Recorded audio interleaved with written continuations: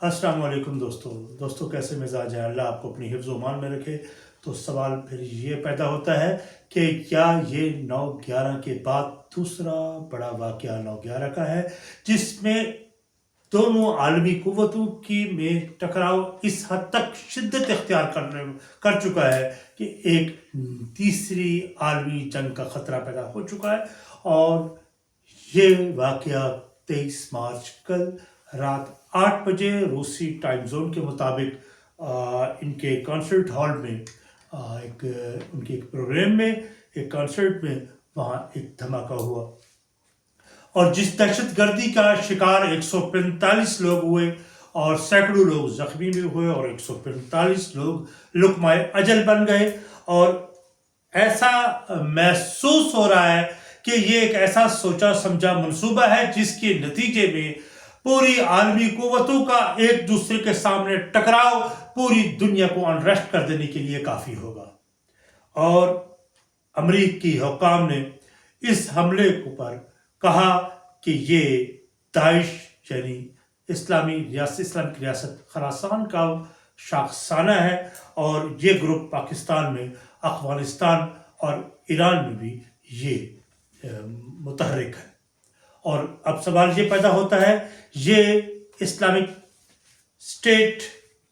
खुरासान कौन है? ये बेसिकली ये वही गिरोह है जिसके बारे में 2016 में डोनाल्ड ट्रंप ने एक धमकी दी थी और हिलरी क्लिंटन को कि ये लोग डिज़ाइनर हैं। इन लोगों ने अफगानिस्तान में और इराक में जहाँ दाइश इस्लामिक स्टेट जो है दाइश का क़याम उन्हें अमल में लिया और उसके बाद जब उन्होंने वहाँ से अपना मंसूबा मुकम्मल करवा लिया तो दाइश यानी इस्लामिक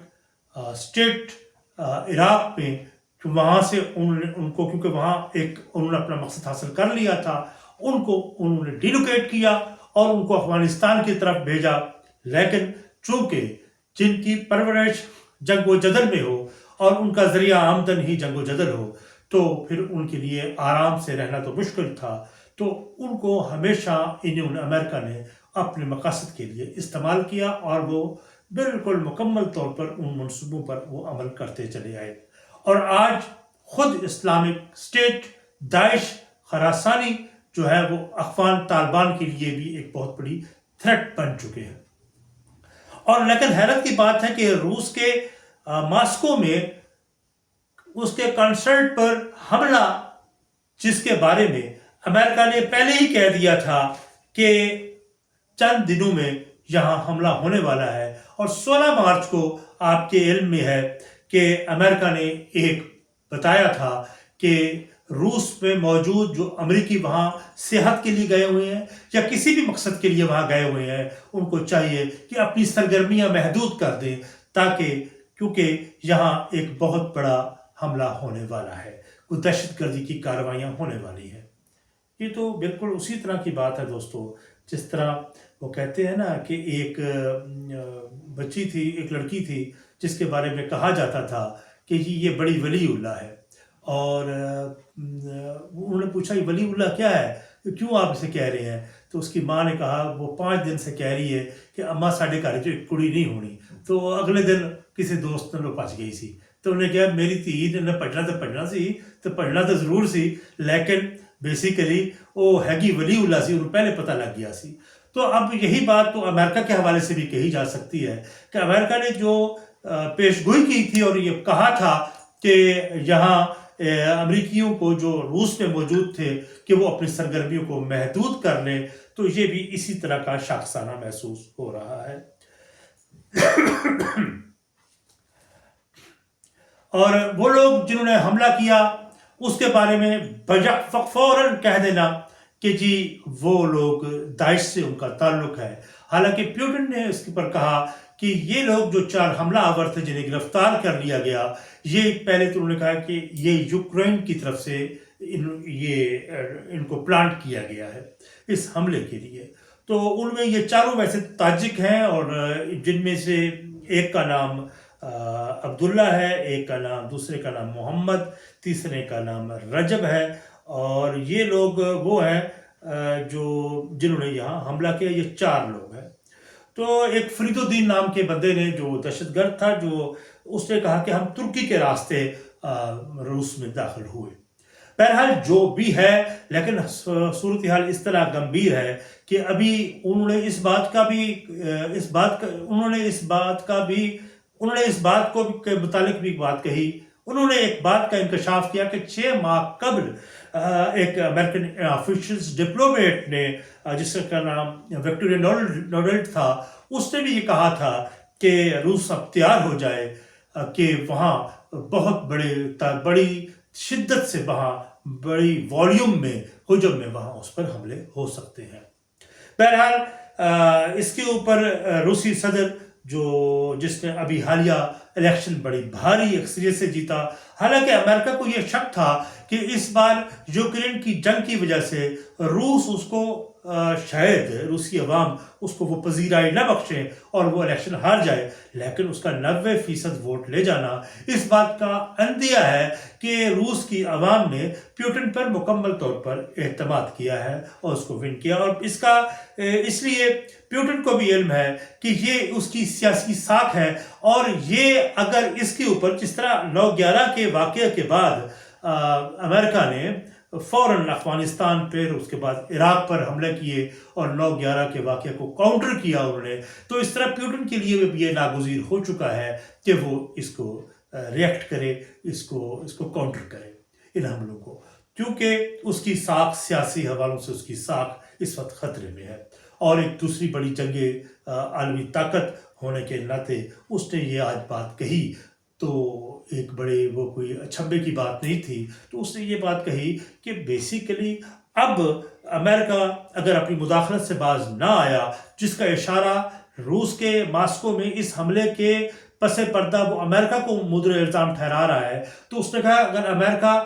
اس مداخلت سے باز نہ آیا تو پھر ایٹمی جنگ کو بھی خارج اس امکان قرار نہیں دیا جا سکتا، ایٹمی جنگ بھی ہو سکی ہے۔ اور یہ میرا اپنا یہ خیال ہے، بہت عرصے بعد 70 سال کی دہائیوں میں پہلی بار کسی بڑی طاقت کے سربراہ نے اس طرح کی براہ راست دھمکی دی، ورنہ اس سے پہلے کوئی دھمکی کا وہ نہیں دیا کرتے تھے، ایک عام جنگیں بھی ہوتی تھی، لیکن ایٹمی جنگ کا کہنا، ایک دھمکی دینا، ایک اس بات کے آنے والے وقت کا تعین کر رہا ہے کہ بھی یہاں اب کیا ہونے والا ہے۔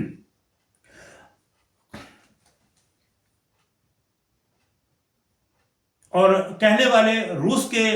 جتنے بھی دانشور ہیں، پولیٹیکل اس طرح روس کے بڑے پولیٹیکل جفادری وہ یہ کہہ رہے ہیں کہ اگر روس کے بہت بڑے پولیٹیکل اینالسٹ اور جفادری لوگ جو ہے وہ یہ بات کہہ رہے ہیں برملا کہ اگر پیوٹن نے اس کا مؤثر جواب نہ دیا تو اس کی سیاست بھی پھر بڑھ جائے گی، جسے کہتے ہیں۔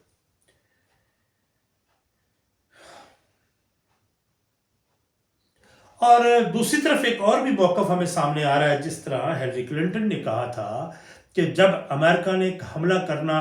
مقصود اس کو ہوتا ہے، جہاں اس سے حملہ کرنا ہوتا ہے تو وہ وہاں ریزن پیدا کرتا ہے،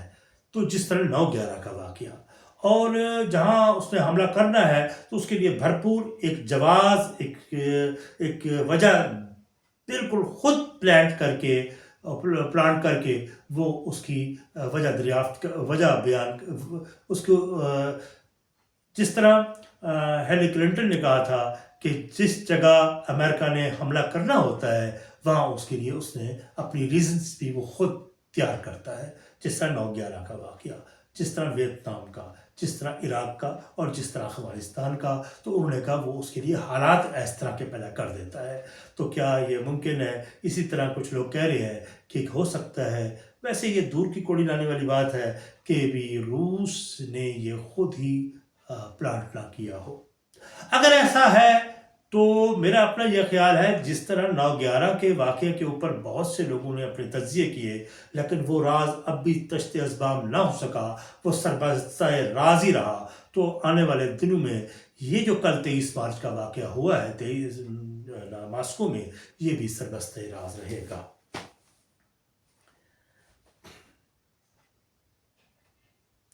بہرحال